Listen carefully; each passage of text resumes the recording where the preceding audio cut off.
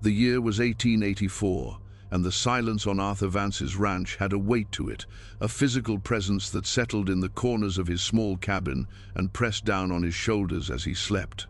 It was a silence born of loss, cultivated by isolation, and now it was as much a part of him as the calluses on his hands or the ache in his bones when a storm rolled in from the north. His world had shrunk to the boundaries of his land, a starkly beautiful and unforgiving expanse of Wyoming territory, where the wind was the only constant companion, whispering through the sparse pines and carrying the scent of dust and distant rain. Each day was a metronome of necessity. He rose before the sun painted the eastern sky in shades of bruised purple and soft rose, his movements economical and practiced.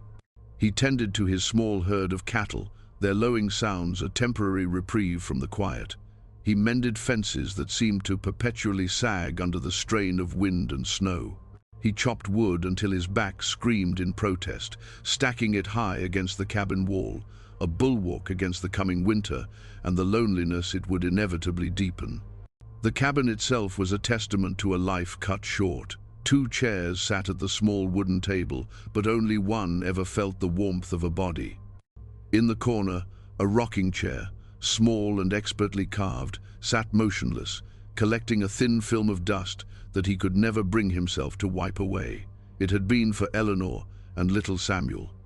The fever had taken them both 3 winters ago, leaving Arthur a hollowed-out man rattling around in the shell of a life they were meant to build together. He had forgotten the sound of laughter. He had forgotten the easy rhythm of conversation over a shared meal. His own voice, when he was forced to use it in town, sounded like rocks grinding together, rusty from disuse. He was a man living in the past tense, his existence a long, drawn-out epilogue to a story that had ended too soon.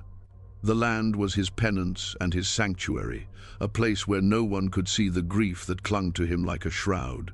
He asked nothing of the world, and in return, the world had seemed content to forget him entirely. It was a trip for salt, flour, and coffee that broke the rhythm of his solitude. He hitched his steady old horse, Bartholomew, to the wagon and made the long, jarring journey into the town of Redemption. Redemption was a generous name for a place that offered little of it.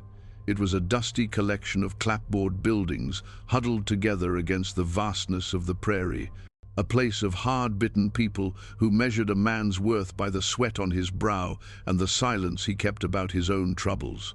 Arthur preferred to be an apparition there, sliding into the general store, trading his few words with the proprietor, Mr. Hale, and disappearing back into the wilderness before the dust of his arrival had fully settled.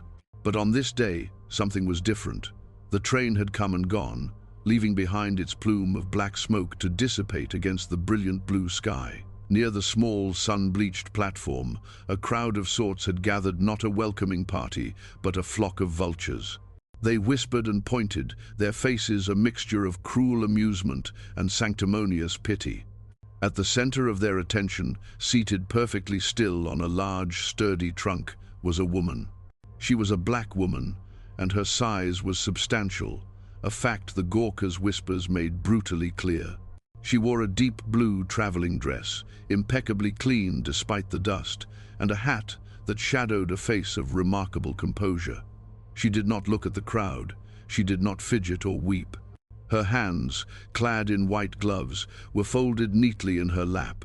Her spine was straight, her chin held at an angle that spoke not of arrogance, but of a profound and inviolable dignity.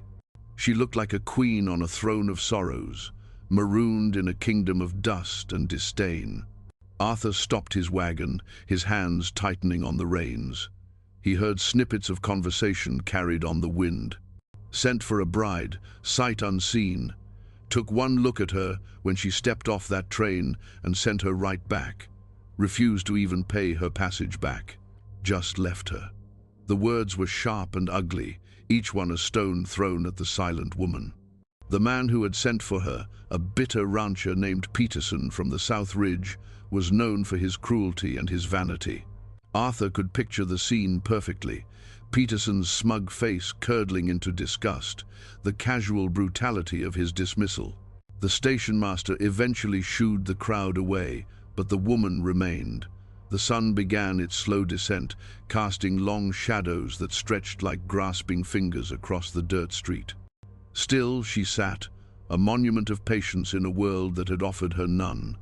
Arthur conducted his business in the store, his mind replaying the image of her. He saw not the woman the town saw, an object of ridicule, a piece of unwanted baggage. He saw a soul who had traveled 1,000 miles on a promise, only to be met with the coldest face of human cruelty. He saw an isolation that mirrored his own, though its source was different. His was a cage built of grief, hers one built of prejudice and rejection. When he emerged from the store, the street was nearly empty. The sun was a fiery orange orb kissing the horizon, and the woman was still there, a solitary figure against the encroaching twilight. Something inside Arthur, a part of him he thought had died with his family, stirred. It was a flicker of indignation, of a decency he had inherited from his father. He could not just leave her there. He could not drive back to his silent ranch and leave her to the mercy of a merciless town. He guided the wagon towards the platform, the wheels crunching softly in the dirt. He stopped a few feet away, the silence stretching between them. He removed his hat, a gesture of respect that felt both foreign and necessary. "Ma'am," he said, his voice rough. Her head turned slowly, and for the first time he saw her face clearly. It was a strong face, with high cheekbones and intelligent, weary eyes that seemed to hold the weight of her long journey. There was no fear in them, only a deep, guarded watchfulness. "Sir," she replied, her voice a low, melodic contralto that was startlingly beautiful. "The last train is gone for the day," he stated, the words feeling clumsy and inadequate. "I am aware," she said, her composure unwavering. "You can't stay here." A faint, sad smile touched her lips. "It appears I have little choice in the matter." Arthur swallowed, the dry dust of the road coating his tongue. "I have a ranch, north of here. It's quiet, but it's safe. There's a spare room. You could rest there until you decide what's to be done." Her dark eyes searched his face, probing past the weathered skin and the sadness etched around his eyes. He knew what she was looking for: malice, pity, ulterior motives. He met her gaze steadily, hoping she would see the simple, unvarnished truth of his offer. He was not a savior. He was just a man who knew what it was to be alone, and he could not abide the thought of leaving another soul to face the night in such a cruel place. For a long moment, she said nothing.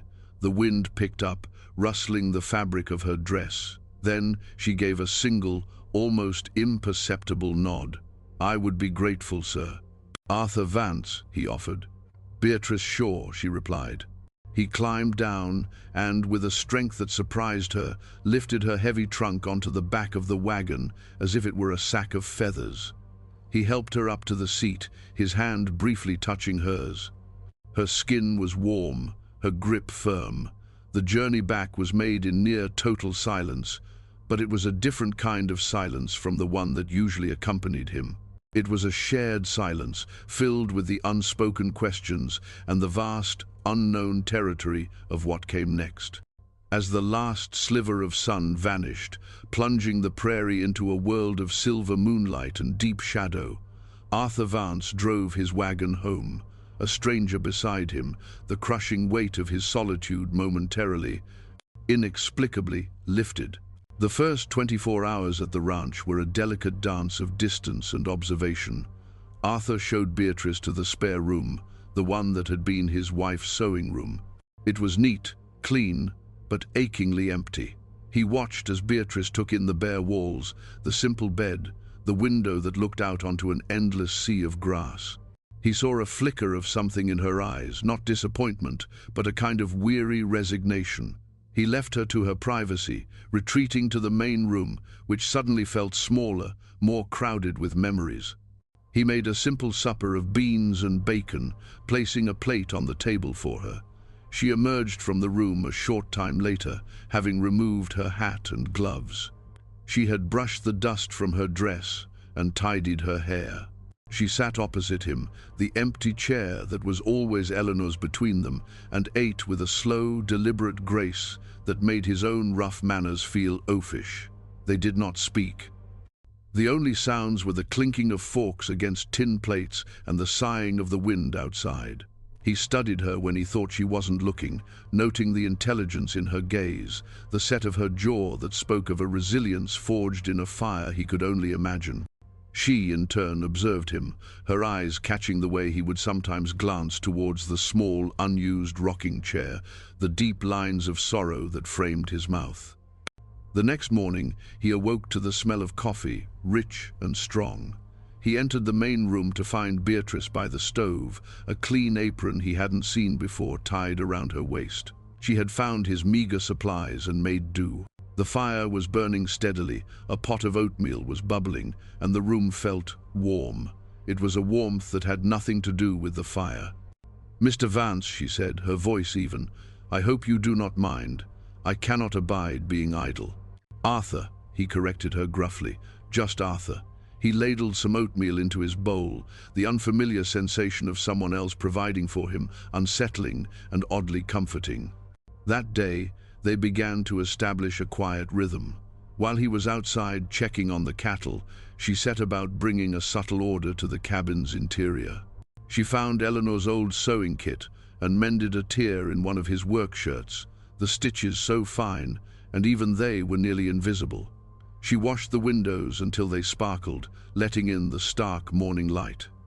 She did not rearrange his life or intrude upon his memories. She simply polished the edges of it, her quiet industry a balm to the cabin's long neglect. In the afternoon, the handle on the old water pump broke. Arthur swore under his breath, wrestling with the rusted mechanism. He was about to fetch his heaviest hammer when Beatrice appeared at his side. "May I?" she asked softly. He stepped back, surprised. She knelt, her brow furrowed in concentration as she examined the pump. Her hands, which had seemed so delicate, moved with a surprising confidence. "It is not the handle," she said after a moment. "The pin has slipped here. It needs to be pushed back and secured, not forced." She pointed to a small, greasy piece of metal he had overlooked. Using a stick and a small rock, she expertly maneuvered the pin back into place. With a final, firm tap, it was secure. She stood and gestured for him to try. He worked the handle, and with a gratifying squeal, a stream of clear, cold water gushed forth. He looked from the pump to her, a slow feeling of respect dawning in him. "Where did you learn to do that?" "My father was a blacksmith," she said simply, wiping her hands on her apron. "One learns to see how things fit together." That evening, they ate a stew she had made, simmering it for hours with wild herbs she had found growing near the creek bed. The flavor was rich and deep, a taste of life in a place that had long been defined by its absence. For the first time, words came more easily. "You are a long way from home, Beatrice," he said, the sound of her name in his own voice a novelty.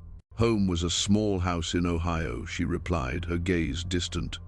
"After my parents passed, there was nothing left for me there. A woman like me, a black woman, a large woman. The world does not make many places for us.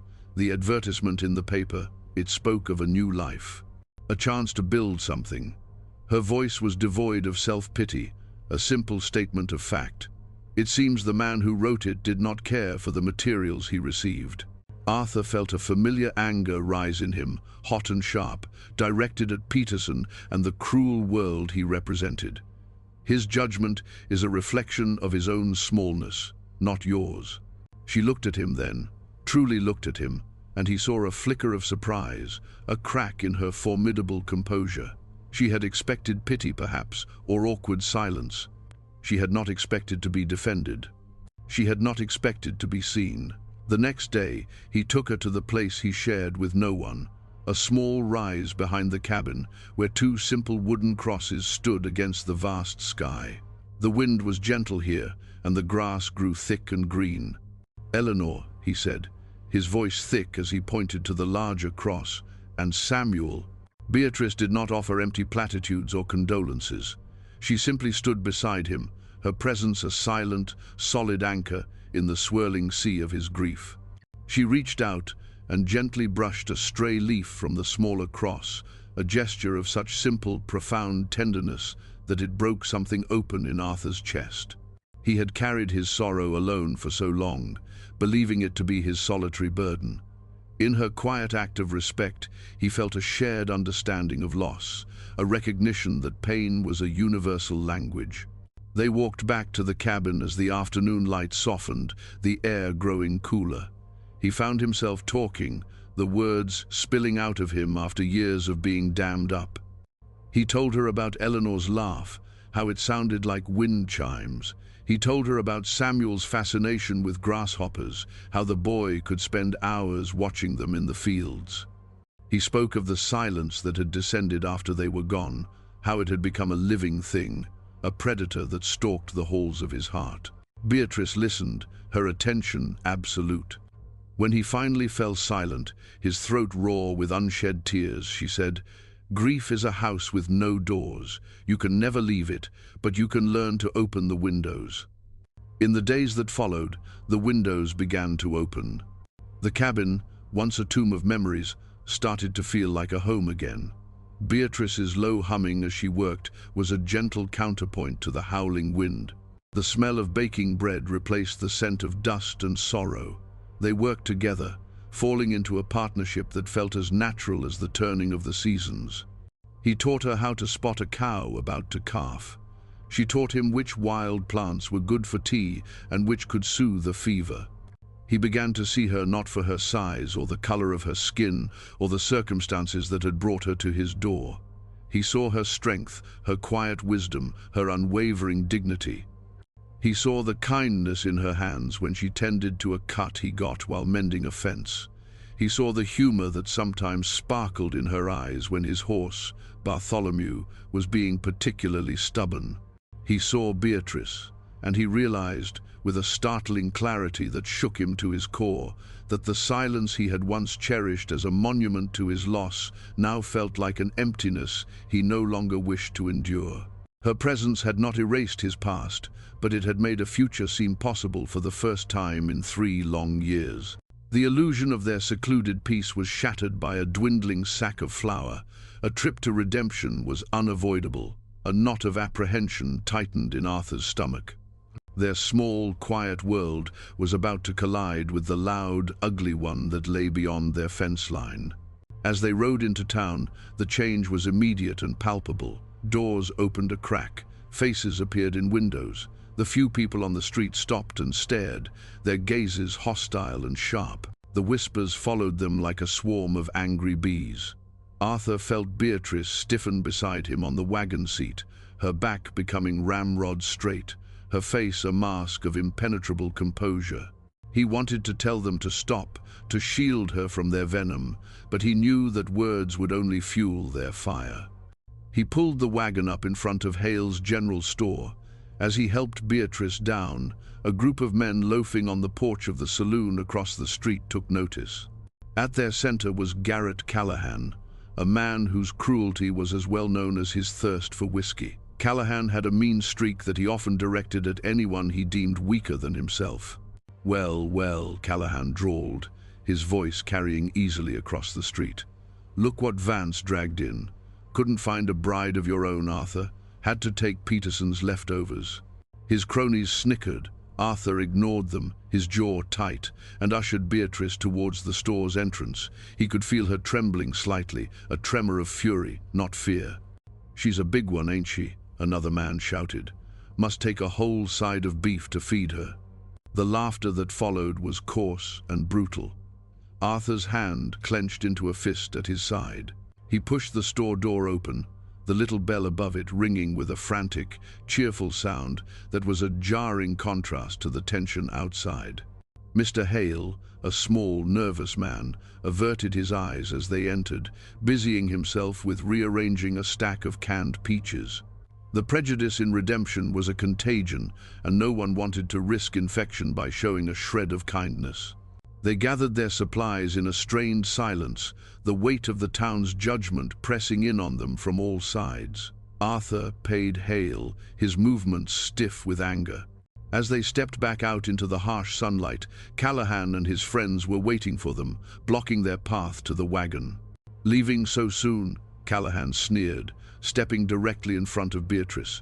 He looked her up and down with a leering, insolent gaze. "Peterson said he sent you back because he ordered a woman, not a draft horse. What's it like, being so unwanted?" Before Arthur could move, Beatrice spoke, her voice low and clear, cutting through the thick air of malice. "Sir, you mistake my value with your own lack of perception. I would appreciate it if you would step aside." Callahan's face darkened with fury at her defiance. He was not used to being challenged, especially not by a black woman. "You got a mouth on you," he snarled, and his hand shot out, grabbing her arm in a punishing grip. "Maybe I ought to teach you some manners."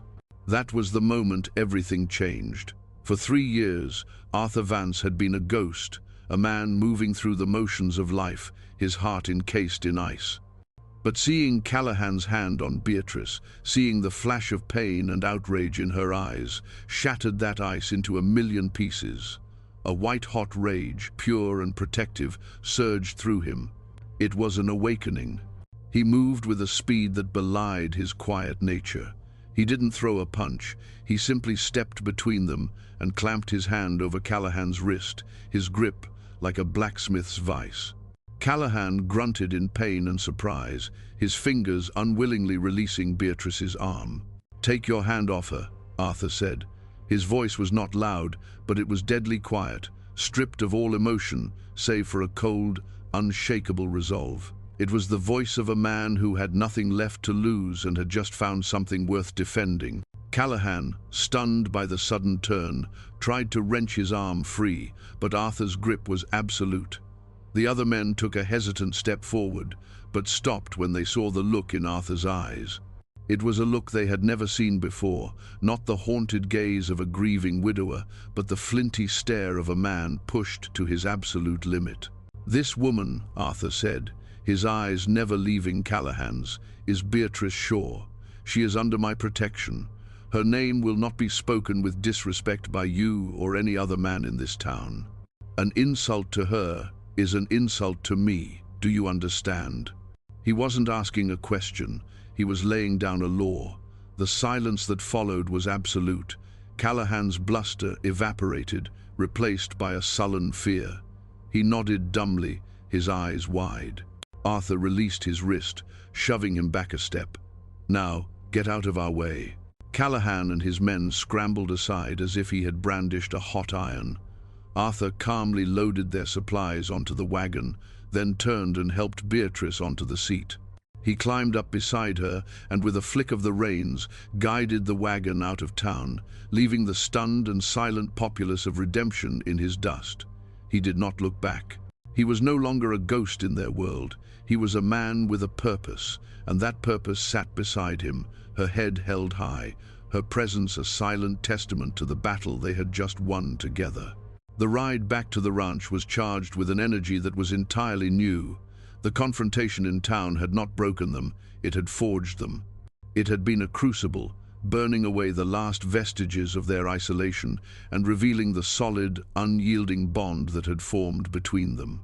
Arthur could feel it in the way Beatrice sat beside him, no longer a temporary guest, but a partner who had faced down the world with him. He could feel it in his own heart, which was beating with a strength and clarity he hadn't felt in years. The rage had subsided, replaced by a fierce, tender sense of protectiveness and a profound respect for the woman at his side. They reached the ranch as the sun began its final, spectacular descent. The sky was a canvas of impossible color streaks of gold and crimson, bleeding into a deepening indigo. The light washed over the landscape, transforming the harsh prairie into something soft and beautiful. The wind, which had so often sounded like a mournful cry, now seemed to be whispering a song of peace. Arthur pulled the wagon to a halt in front of the cabin, the place that had become their sanctuary. He helped her down from the seat, and for a moment they simply stood there, bathed in the warm, fading light of the sunset. He looked at the cabin, its windows now glowing with a welcoming warmth from the fire she had banked before they left. He looked at the vast, open land stretching out around them, no longer a symbol of his emptiness but a promise of a shared future. And then he looked at Beatrice. He saw the whole of her journey in her eyes, the hope that had carried her from Ohio, the humiliation she had endured at the train station, the quiet dignity with which she had rebuilt her world within the walls of his home, and the fierce courage she had displayed in town. He saw a partner, a companion, a woman of immense strength and boundless grace. He saw the person who had walked into the ruins of his life, and, with her quiet presence, had shown him how to open the windows and let the light back in. The realization struck him with the force of a physical blow. He did not want this to be a temporary arrangement. He did not want to face the coming winter or any season after it without her. The thought of her leaving, of the silence returning to the cabin, was now unbearable. He knew what he had to do. It was not a decision born of haste or pity, but of a certainty that had been growing steadily with every shared meal, every quiet conversation, every moment of mutual support. It was the most logical, most necessary thing in the world. "Beatrice," he said, his voice husky with an emotion he couldn't name. He still held her hand from helping her down, and his thumb gently stroked the back of it. She looked up at him, her dark eyes questioning yet calm. The dying light softened the strong lines of her face, illuminating the deep well of kindness he had come to know. "I know I ain't got much to offer," he began, the words feeling small and inadequate for the immensity of what he felt. "This land is hard, this cabin is small, my past is full of ghosts, but for the first time in a long time, it feels like a place where a life could be built again." He took a breath, his heart thudding against his ribs. "I don't want you to be a guest here, Beatrice, and I don't want you to be just under my protection. I want you to be my partner.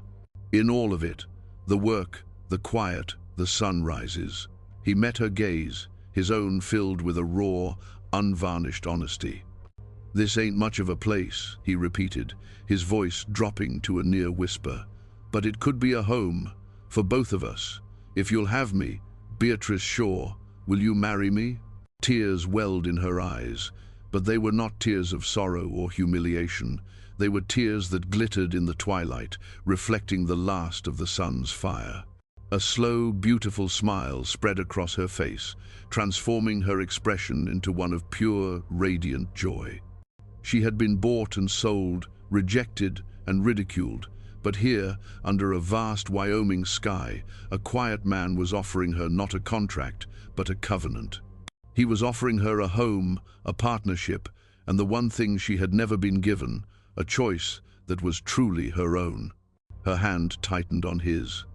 "Arthur Vance," she said, her voice thick with emotion, but as steady as the earth beneath their feet. "There is nothing I would like more.